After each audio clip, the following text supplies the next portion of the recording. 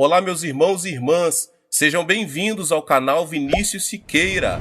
E se você ainda não é inscrito aqui no canal, se inscreva aqui no canal e não esqueça de ativar o sininho das notificações. Todos os dias são postados vídeos abençoados aqui no canal para te abençoar. Vamos a mais uma palavra do Senhor. A mentalidade pode ser dividida em duas partes: o pensamento da carne e o pensamento do espírito. A Bíblia ressalta quanto é importante viver segundo o pensamento do Espírito e não no pensamento da carne. Em Romanos, no capítulo 8, diz: quem vive segundo a carne tem a mente voltada para o que a carne deseja. Mas quem vive de acordo com o Espírito tem a mente voltada para o que o Espírito deseja. A mentalidade da carne é morte, mas a mentalidade do Espírito é vida e paz. A mentalidade da carne é inimiga de Deus, porque não se submete à lei de Deus, nem pode fazê-lo. O ensino bíblico de que a morte e a vida estão em poder do pensamento é muito forte. A mentalidade influencia a nossa atitude. Aquele que pensa que é possível alcançar o sucesso terá maiores possibilidades de alcançá-lo, em comparação com aquele que não pensa assim. Se pensarmos que algo não é possível, a mobilidade de nossa atitude também será reduzida. Mas se pensarmos que algo é possível, nossa atitude será revestida de uma energia ativa e de caráter acelerado. A psicologia humana não se desenvolve de forma gradual, mas de maneira drástica quando ultrapassamos nossas próprias limitações. Houve um tempo em que se acreditava que era impossível percorrer uma milha em 4 minutos. Os atletas mais destacados da época não eram capazes de reduzir o tempo de 4 minutos para percorrer uma milha, que equivale a 1,6 quilômetros. Entretanto, esse recorde foi quebrado pelo atleta inglês Roger Bannister. Conta-se que Roger experimentou diversas formas e estratégias para quebrar o recorde mundial e nunca deixou de pensar que era possível conseguir algo melhor, procurando modificar sua maneira de correr durante vários meses. Em 1954, Roger foi o primeiro atleta que rompeu a barreira dos 4 minutos. A partir daí, as corridas de média distância deram início a um novo período de desenvolvimento. Entretanto, os demais atletas não tentaram mudar este estilo de correr. O que Bannister fez foi mudar a mentalidade de não é possível para sim, é possível. Essa mentalidade é que produz uma mentalidade de atitude. Acreditar que é possível conseguir algo abre uma nova possibilidade para uma atitude diferente. A mentalidade influencia o nosso corpo. Ao imaginar uma cena que vimos num filme ou lemos um livro, jornal ou revista, ocorre uma reação física em nosso corpo. Por exemplo, uma imagem cômica nos faz sentir mais leves e ativos. Uma imagem de um filme de terror acelera os batimentos cardíacos, ao passo que uma imagem romântica causa excitação. É por esse motivo que os esportistas primeiros disciplinam mentalmente, para depois dar início ao treinamento físico. Existe uma forte inter-relação entre a mentalidade e a reação física. Os treinadores e preparadores físicos fazem todo tipo de esforço para motivar sua equipe. Os praticantes de tiro ao alvo se disciplinam mentalmente com a finalidade de obter calma e autoconfiança. Os atletas e nadadores são disciplinados a prever sua capacidade competitiva. Segundo estudos realizados, esse tipo de disciplina produz contração muscular no momento da competição. A atitude mental influencia também a saúde física. Uma pessoa que padece de câncer viverá de acordo com o seu pensamento sobre isso. Ou seja, aqueles pacientes que pensam constantemente em sua morte não vivem por muito tempo, o que é totalmente diferente daqueles que pensam positivamente e não perdem a esperança. A mentalidade produz resultados positivos quanto negativos. Ela é algo invisível aos nossos olhos, Entretanto, é um elemento importante da quarta dimensão que determina a terceira dimensão. Mude sua mentalidade e verá como sua vida será transformada como resultado dessa mudança. Há 4 passos para a mudança da mentalidade. O passo número 1: pense como Deus pensa. O otimismo incondicional é uma mentalidade humana. Incorpore a maneira de Deus pensar a sua por meio da meditação na palavra. Examine, esquadrinhe, arrependa-se e mude sua mentalidade por meio da oração. A mentalidade influencia a emoção, a atitude e também nosso corpo físico. O pensamento positivo é um elemento que pertence à quarta dimensão humana, mas também não é uma chave mestra que soluciona todos os nossos problemas. Uma mentalidade forte se baseia na palavra, no espírito e em nossas orações. A palavra e a oração inspirada pelo Espírito Santo são elementos poderosos que transformam as circunstâncias da terceira dimensão, pois o Espírito as vê a partir de uma perspectiva negativa, positiva e neutra, com a finalidade de chegar a uma nova alternativa e conclusão. Devemos procurar ter uma mentalidade subordinada a Deus e não uma mentalidade humana. Aplique a palavra de Deus à sua mentalidade. A palavra tem um poder gigantesco. Todas as coisas, além de todos os milagres e prodígios, foram produzidos pela palavra de Deus. Jesus fez uso da palavra para vencer a tentação do diabo no deserto. Uma transformação extraordinária acontecerá em sua vida, se tão somente conseguirmos aplicar a palavra poderosa de Deus à nossa mentalidade.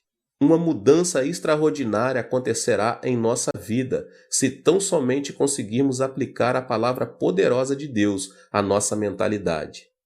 Devemos nos aproximar da palavra, mas não nos contentarmos somente em lê-la. Precisamos usar a palavra como arma poderosa quando mais necessitarmos dela. Contudo, para isso temos de memorizá-la. A palavra é uma arma mais poderosa de guerra espiritual contra as potestades demoníacas. É importante estabelecer um plano, memorizar uma vez e depois novamente. Não se esqueça de seguir esse processo de aprendizagem, pois dessa maneira terá em suas mãos a espada do Espírito Santo. O passo seguinte é a meditação. Como é feliz aquele que não segue o conselho dos ímpios, não imita a conduta dos pecadores, nem se assenta na roda dos zombadores. Ao contrário, sua satisfação está na lei do Senhor, e nessa lei medita dia e noite. Salmos 1, 1 e 2. A meditação nos ajuda a entender e aplicar a palavra em nossa vida diária. Esforce-se em meditar na palavra de Deus em todo tempo e lugar. Medite na palavra de Deus no momento em que estiver ouvindo, lendo, estudando e memorizando, e você verá que tanto sua mentalidade como sua fé aumentarão a cada dia. Foi comovente ler o livro que um dos professores da escola bíblica de minha igreja escreveu. Jeon Moon-sik, ele era um presidente da Erac Electronics, começou a trabalhar fundamentando os 2 princípios: assistir aos cultos todos os domingos e servir como professor da escola bíblica. Em consequência disso, abandonou seu trabalho, que requeria jornada integral, incluindo domingo, e abriu sua própria empresa. O diácono Jeong é um homem que perdeu o pai aos 10 anos de idade, concluiu o ensino médio numa escola noturna e, com o dinheiro do fundo de garantia de 3 anos de trabalho, começou seu próprio negócio em uma garagem, um sótão com somente $500. Todavia, a pressão era tanta que frequentemente sentia vontade de tirar a própria vida. Mesmo em momentos de muita depressão, ouvia uma voz que dizia: que ninguém engane você com mentira e vaidade. Não se atenha às circunstâncias, mas apegue-se a Deus em fé absoluta. Tal palavra fez esse homem superar as circunstâncias, a depressão, a ansiedade e a aflição. O segredo da vitória se encontra no alimento espiritual. Ele conseguiu novas forças ao ouvir a palavra de Deus e meditar nela. Não deixou de assistir aos cultos na igreja nos domingos e fez o máximo de esforço possível para servir na escola bíblica, dizimar e ofertar para as missões. Não só isso, ele também ofereceu bolsas de estudos a vários alunos da escola bíblica para continuarem os estudos. Como fruto de sua vida diligente em Deus, hoje esse homem se tornou o presidente da melhor empresa na categoria de pequenas e médias empresas em nível nacional, o que anualmente dá um lucro de 100 milhões de dólares. Qual foi a chave dessa transformação? Não foi a mentalidade do diácono Geon, mas uma mentalidade e uma vida conformadas com a palavra de Deus. Esta declaração revela uma grande verdade. A fonte da bênção está em manter uma mentalidade e uma vida em obediência à palavra de Deus. A fonte da bênção está em manter uma mentalidade e uma vida em obediência à palavra de Deus. A mentalidade que se assemelha à palavra de Deus. A mentalidade do homem é como uma bola de rugby, ou seja, não se sabe a direção que irá tomar. Esse detalhe se deve ao fato de o pensamento ser o centro em que o intelecto, a emoção e a vontade se misturam. A função da Bíblia, a palavra de Deus, é disciplinar e guiar o pensamento do homem à verdade. O fruto vem quando alguém vive cheio da palavra de Deus e em obediência a ela. Isso resulta na força que transforma a terceira dimensão circunstancial. Podemos mudar nossa mentalidade com a Bíblia, a palavra de Deus. A Bíblia é a palavra poderosa do Deus que vive. Em Hebreus capítulo 4, no verso 12 diz: "Pois a palavra de Deus é viva e eficaz, e mais afiada que qualquer espada de 2 gumes. Ela penetra até o ponto de dividir alma e espírito, juntas e medulas, e julga os pensamentos e intenções do coração." Somos capazes de vencer todos os obstáculos por meio de Deus, que nos fortalece, e de ter uma fé positiva, de acordo com Filipenses 4,13. Tudo posso naquele que me fortalece. É por meio da palavra que nosso pensamento de abandonar tudo é transformado. Deus pagou o preço de nossos pecados com o sangue do seu Filho amado Jesus Cristo, por amor a nós. Devemos nos lembrar que tudo é possível em Cristo, que venceu o mundo da terceira dimensão circunstancial. Podemos ter paz quando cremos que Deus estará conosco, ainda que andemos pelo vale da sombra da morte, e enquanto estivermos sobre a sombra de suas asas. Ainda que nossos olhos não vejam, ainda que nossos ouvidos nada ouçam, que nossas mãos não toquem, se tão somente cremos que Deus está conosco em meio à escuridão, nossa mentalidade será transformada e alcançaremos novas forças para vencer toda depressão e desesperança. O fruto vem quando a pessoa muda de mentalidade e alinha seu pensamento à quarta dimensão da Bíblia, isto é, a palavra de Deus, e o milagre extraordinário de Deus se manifesta. Alimente seu coração e mente com a palavra de Deus, porque você passará a usufruir de uma vida vitoriosa à medida que o reino de Deus tome o controle de sua vida e circunstâncias. A mentalidade que se assemelha ao Espírito Santo. Quando recebemos Jesus Cristo como nosso Senhor e Salvador, o Espírito Santo vem habitar em nós. Recebemos então o batismo do Espírito Santo e a plenitude do Espírito que nos enche de alegria. Os discípulos viveram algo que jamais haviam experimentado em sua vida, quando o Espírito Santo desceu no dia de Pentecostes, no local onde costumavam se reunir. Por meio dessa experiência, renovaram a fé e o amor para servir fielmente a Jesus Cristo. Nosso coração precisa estar cheio de alegria para trabalharmos com ânimo e superarmos qualquer tipo de adversidade. Não se pode conseguir nada sem alegria e ânimo. O Espírito Santo, porém, enche-nos de júbilo, o qual produz coragem e alegria. A alegria e a coragem derramadas pelo Espírito nos motivam a pregar o Evangelho, apesar das circunstâncias adversas. Pedro, por 3 vezes, havia negado o Mestre. Converteu-se em um líder logo depois de ter recebido o Espírito Santo e ganhou 3.000 almas num só dia.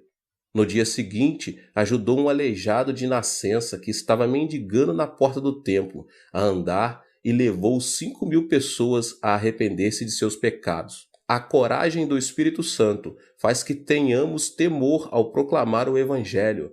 para a vida ou morte, para êxito ou fracasso, para crescimento ou declínio, não por nossa força, mas por obra do Espírito Santo.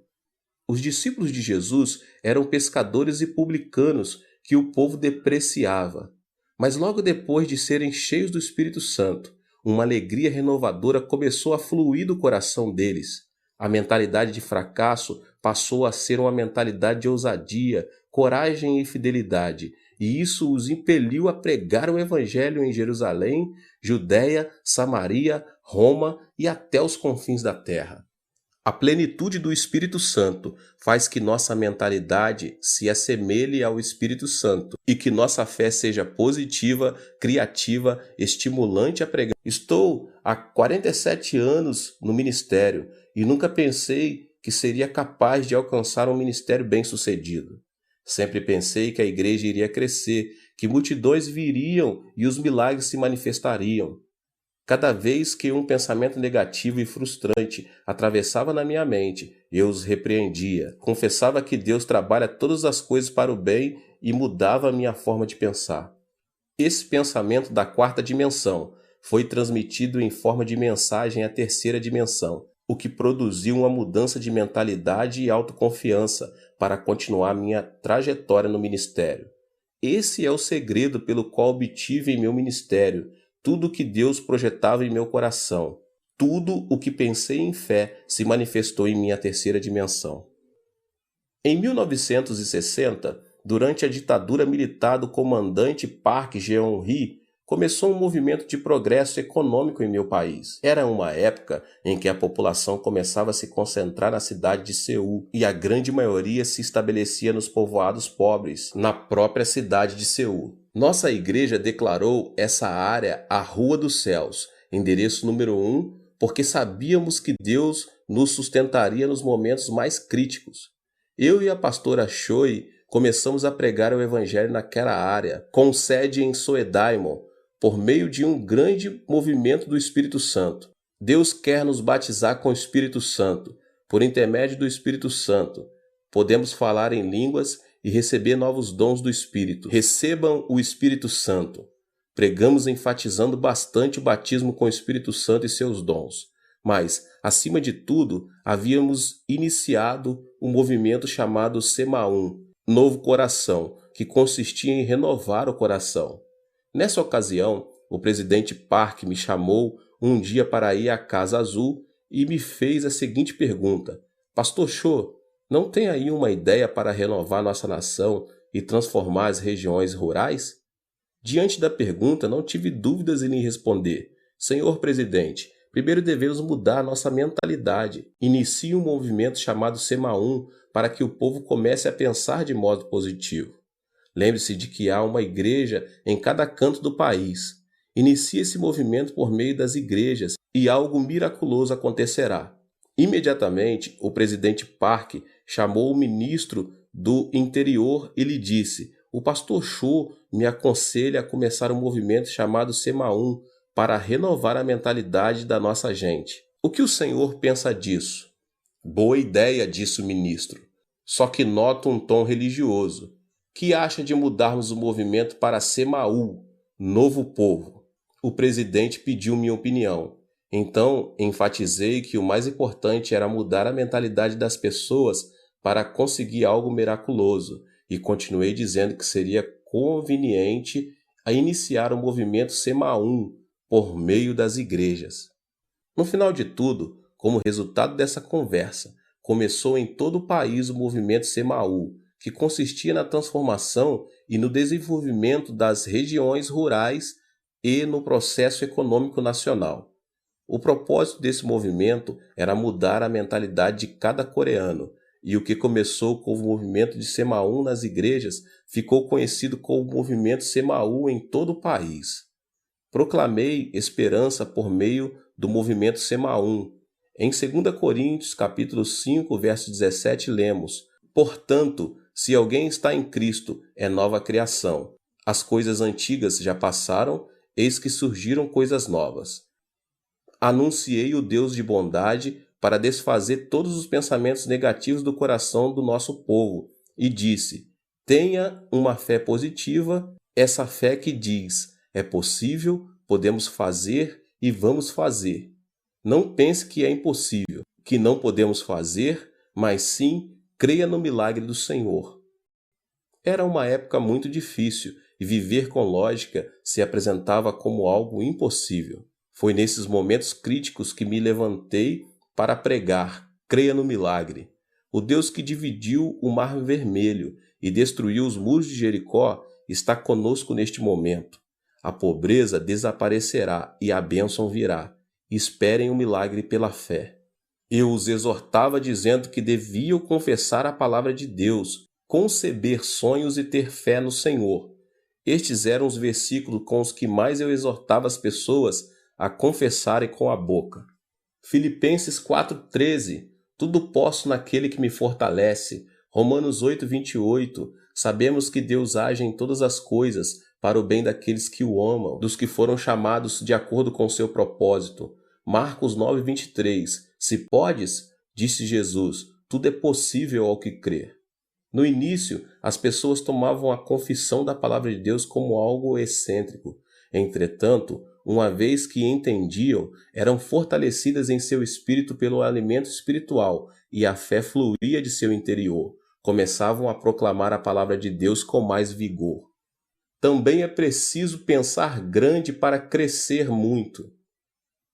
Todos os grandes servos de Deus, tanto na Coreia do Sul como ao redor do mundo, têm um desejo ardente de saber por que tanto minha igreja como a igreja dos meus discípulos se tornaram as maiores igrejas de suas cidades. Existem aqueles que se asseguram que deve haver um segredo que eu não revelo, mas sempre me utilizo de um provérbio antigo para explicar o segredo e o princípio de crescimento da igreja. Ele diz o seguinte: dos grandes bambus saem os grandes bambus. A estrutura do pensamento de meus discípulos é grande, isso porque cresceram observando a magnitude de meu ministério. Chegaram a pensar grande porque pensaram grande, projetaram e aprenderam minha filosofia pastoral. O pensamento se caracteriza por desenvolver-se, ou seja, não é estático. Meus discípulos aprenderam a pensar grande observando uma igreja e um ministério grande. O desenvolvimento do pensamento se correlaciona diretamente à quantidade e à qualidade do pensamento. Isso se deve ao fato de o pensamento do homem possuir um poder criativo. Com isso, não quero dizer que o ministério deve ser julgado segundo seu tamanho. As igrejas pequenas das zonas rurais também estão debaixo da vontade e soberania de Deus.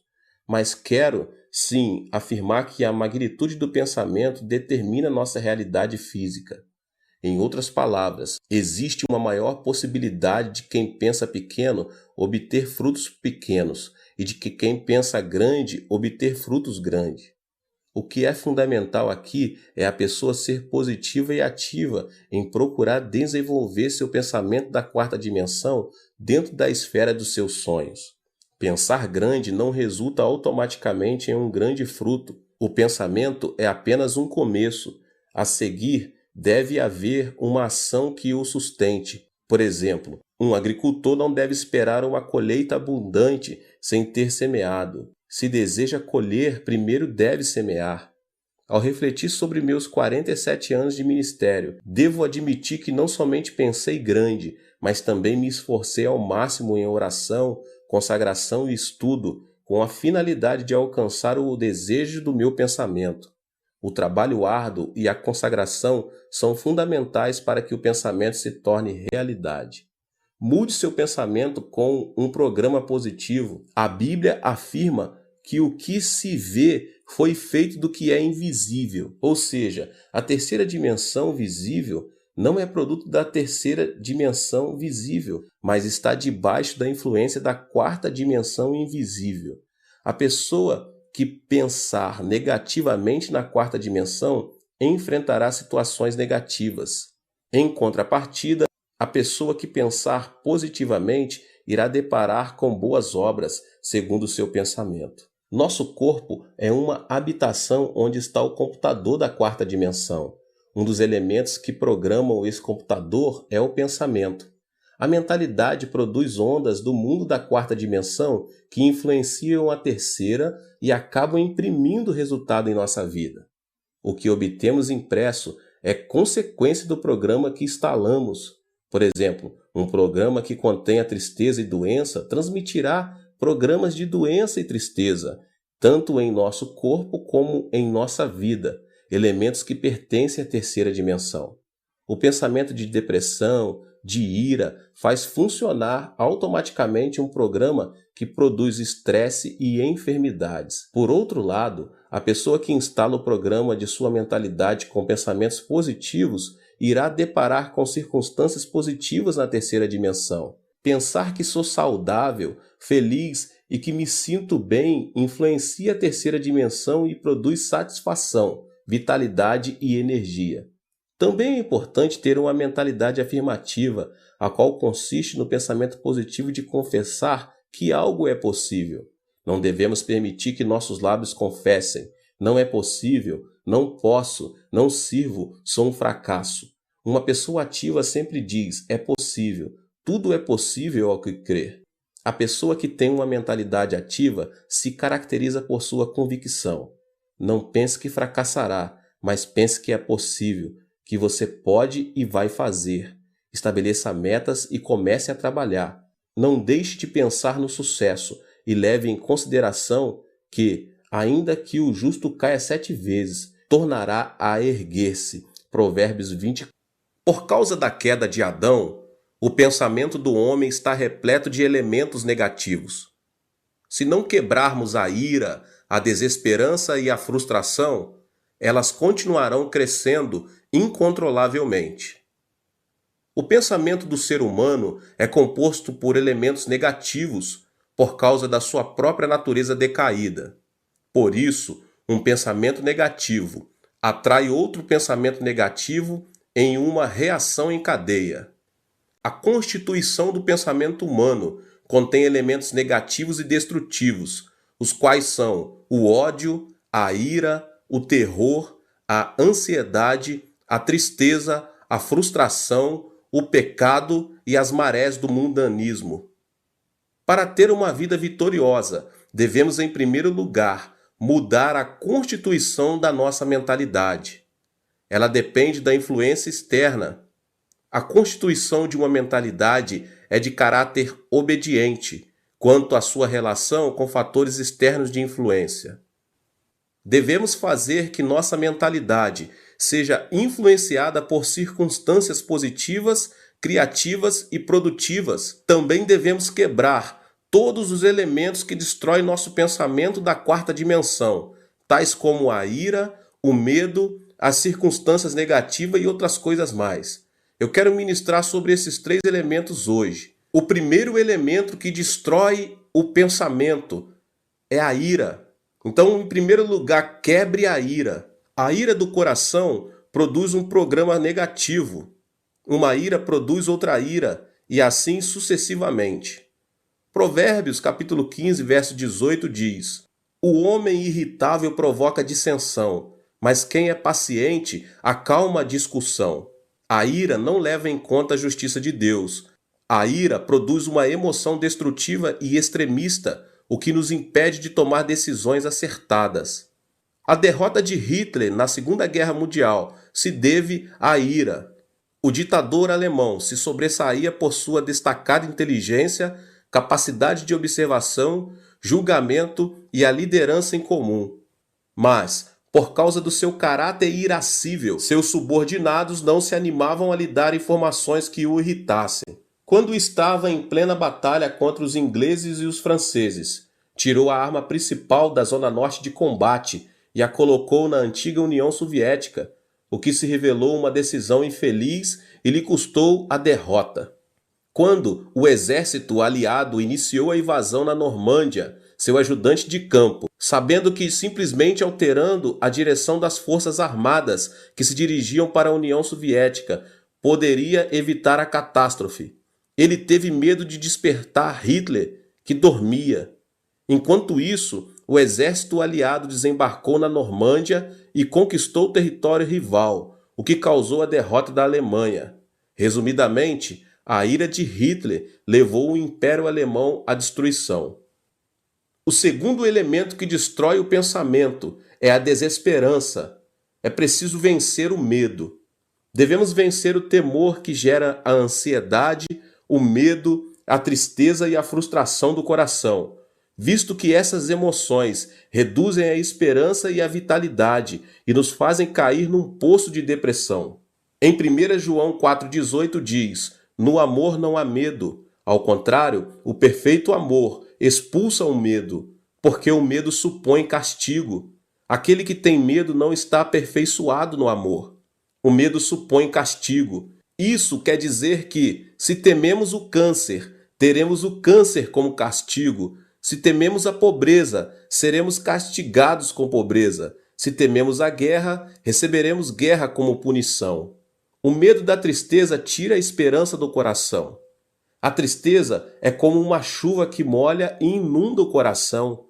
De modo que, se uma pessoa guarda a tristeza em seu coração, sua vida se tornará negativa e a pessoa ficará exposta à desesperança. A tristeza é inevitável nesta vida. Muita gente sorri externamente, mas uma chuva de tristeza inunda seu interior. A tristeza é um elemento que faz a constituição de nossa mentalidade ser negativa. O medo da frustração também tira o desejo de viver. O único caminho para superar a ansiedade e a frustração em meio à aflição é ter esperança em Deus, somente em Deus. O terceiro elemento que destrói o pensamento é a frustração. É preciso superar as circunstâncias negativas. Todos nós nascemos em um mundo negativo.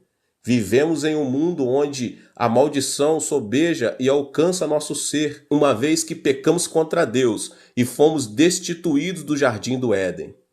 Crescemos em um ambiente em que se proclama que é impossível, que não podemos e que viver significa sofrer.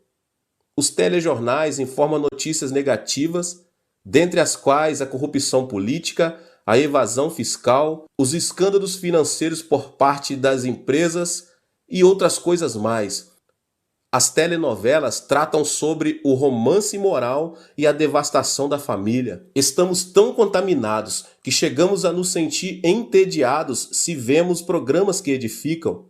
Dessa forma, nascemos em um ambiente negativo, vivemos em um ambiente negativo e o diabo não para de nos influenciar com pensamentos negativos. O problema é que uma mentalidade negativa não serve como fundamento para uma vida bem-sucedida. A mentalidade é um vaso que Deus usa. Não podemos esperar que Deus trabalhe se pensamos negativamente. Cada vez que prego, como agora, procuro transformar a quarta dimensão de cada membro, principalmente por meio de uma renovação da mente. Necessitamos curar a mentalidade da quarta dimensão das pessoas para que deem frutos positivos. Uma mentalidade que necessita de cura não pode ver a vida de maneira positiva e criativa. O barco da vida está destinado ao naufrágio, a menos que a pessoa se deixe se ater à sua própria impotência e à desesperança das circunstâncias. Não existe uma pessoa no mundo que não seja capaz. O problema está em a pessoa supervalorizar sua limitação, com pensamentos negativos e cair, dessa forma, em um abismo de depressão. Mas aquele que supera as circunstâncias e pensa positiva, ativa, criativa e produtivamente, comerá o fruto de seu pensamento. Existe uma marcante diferença entre a situação visível e a realidade. As muralhas da cidade são enormes, seus habitantes parecem gigantes e parecemos gafanhotos comparados a eles. Além disso, a terra parece ser um deserto. A situação visível, porém, pode ser muito distinta da realidade. Por exemplo, à primeira vista, a terra parece ser plana, mesmo quando observada de um monte alto. Por essa razão, os homens da antiguidade diziam que não era aconselhável distanciar-se demais de seu território, e quando viajavam de barco, que não deviam se afastar muito da costa. Isso porque preconcebiam que na beira do plano havia um abismo. Todavia, a realidade é totalmente distinta. Atualmente, todos sabemos que a Terra é redonda. Sendo assim, a situação visível nem sempre coincide com a realidade. A Terra parece permanecer estática, Isso se deve ao fato de ela não oscilar nem vibrar bruscamente ao ponto de percebermos. No entanto, a Terra está em movimento de rotação sobre seu próprio eixo e dá voltas ao redor do Sol a uma velocidade incrível, apesar de não observarmos nem sentirmos que isso está acontecendo. Podemos experimentar um milagre quando abandonamos preconceitos e sentimentos e vivemos com uma mentalidade que supera as circunstâncias e os sentidos.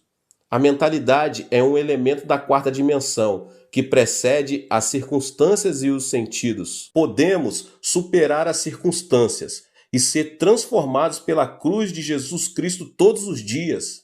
A cruz é o poder que ressuscita os mortos, a força que chama as coisas que não são como se já fossem, e o poder que transforma a desesperança em esperança. A mentalidade da quarta dimensão, que supera as circunstâncias e que se obtém por meio da cruz do Calvário, é a força motriz que transforma o pensamento. Eu sempre digo, pense no evangelho quíntuplo e na bênção tripla. Você é uma pessoa próspera. Pense na riqueza. Guarde o evangelho e o regozijo da prosperidade no depósito do seu pensamento. Sempre ensinei meus membros a pensar no evangelho quíntuplo e na bênção tripla. A Bíblia ensina a pensar em tudo que for puro, tudo que for amável, tudo que for de boa fama. Filipenses 4:8. Por isso, nunca deixo de pensar no evangelho quíntuplo e na bênção tripla. Fui perdoado e justificado. Sou uma pessoa santa e cheia do Espírito Santo. Fui curado, fui liberto da maldição, recebi a bênção da vida eterna e nunca deixo de pensar que sou uma pessoa próspera e saudável, assim como prospera a minha alma. A confissão da palavra significa que, se enchemos a quarta dimensão com vitória, êxito, riqueza e prosperidade, será isso mesmo que se manifestará no plano tridimensional. Encha seu pensamento com vitória todos os dias, com êxito e riqueza, porque você já os tem. Durante a guerra, minha nação sofreu uma devastação total. Na época, quando chegava um trem com uma carga de carvão, as pessoas quase instantânea e automaticamente faziam um grande tumulto no intuito de conseguir um pouco desse carvão. Mas isso era dificultado pelos militares. Era um dia desses, como de costume. Um grande tumulto foi gerado ao redor dos vagões de um trem. Quando consegui ver um menino de 10 anos de idade que baixava grandes quantidades de carvão, enquanto seu pai os empilhava no chão. Mas uma porção grande de carvão caíra e estava debaixo do vagão de carga. De repente, ao ouvir os passos dos militares, as pessoas começaram a descer do trem. Foi então que, no intuito de ficar com essa grande porção de carvão, o menino enfiou-se debaixo do vagão, até que se ouviu um ruído do movimento do trem. As pessoas começaram a gritar. No entanto, ninguém se arriscava a se aproximar do trem para salvar a vida do menino. Então, de repente, um homem correu em sua direção. Era seu pai. O homem conseguiu tirar o menino, mas não pôde sair a tempo, e o acidente lhe custou a vida. Morreu instantaneamente. Mesmo agora, quando penso naquele incidente, tenho uma sensação de terror. O pai do menino, sabendo que morreria em questão de segundos, logo depois de tirar o filho, fez sinal com a mão para que ele se afastasse o mais distante possível. O trem arrancou e o pai do menino morreu. Pensei, por que esse homem salvou a vida do menino, sabendo que poderia vir a morrer? Ele não poderia continuar vivendo e ter outros filhos? Porque deu a vida por seu filho. Eu era apenas um aluno da escola secundária e não conseguia entender o que os pais sentem por seus filhos. Mas hoje que sou pai de 3 filhos, posso entender o porquê. Não existe uma teoria ou lógica que explique o amor de um pai. O amor é mais forte que a morte e impulsiona a pessoa a dar a vida por seu filho. Aquele homem sacrificou a vida por amor a seu filho, mesmo tendo a possibilidade de manter-se indiferente e assim salvar-se. O mesmo acontece com Deus. Deus, por amor a nós, quis nos salvar, mesmo pagando um preço muito alto. Por isso enviou seu Filho amado Jesus Cristo. Foi Deus mesmo quem encarnou e morreu na cruz. Podemos ser corajosos ao compreender o amor de Deus, e esse Deus está conosco. É isso que representa a transformação da mente na esfera da quarta dimensão. Ou seja, existe um fundamento sólido sobre o qual podemos afirmar que nada é impossível para Deus, e experimentaremos vitórias e milagres ao dar passos de fé e dissermos: tudo é possível.